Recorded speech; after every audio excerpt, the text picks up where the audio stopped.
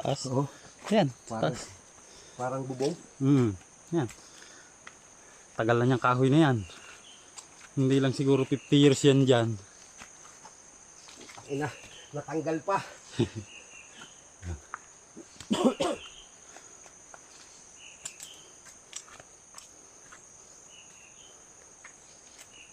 Shit, putik na naman.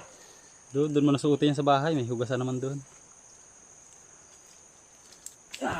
Labit ang chinilas.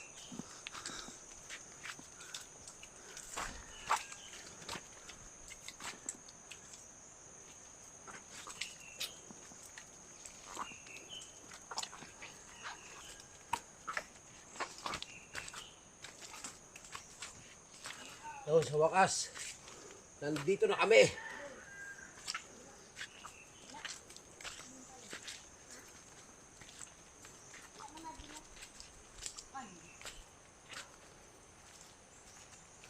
Wala bang improvement yung kubo ni tatay? Dati pa rin. Nagbago lang. Hinarangan na dito sa likod. Binago na ang pinto. Hindi na pataas ang ano?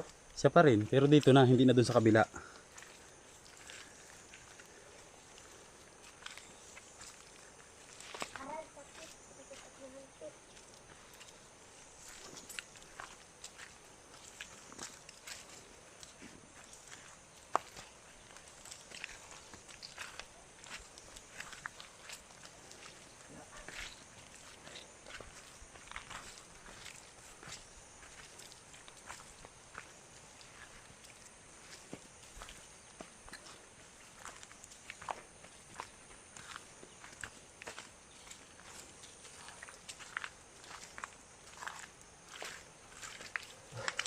Bakit naman ano?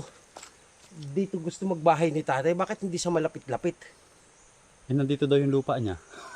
Kaya dito niya gusto. Nandito yung mga nyug niya, tanim niya. Kaya dito niya gusto. Grabe naman.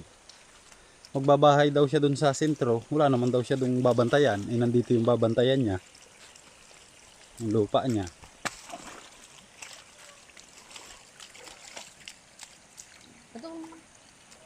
Tata.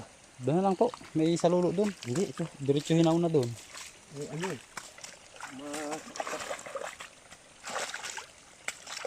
Masakit sa ano eh, sa paa eh.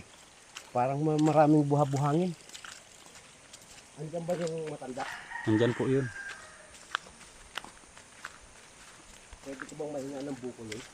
Oo naman. Tatay pa. Kala ko malamig eh. Yun pala, mainit pala eh. Init ang naramdaman mo sa daan paglakad.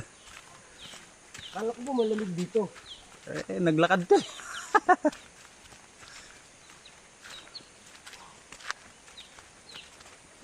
Sa wakas, nakarating din. Maganda na pala ang ano ni tatay eh. Ang... Paano mo si ano? Ayun ah. Naliligo ng ano. Buat-buat. Magsandi.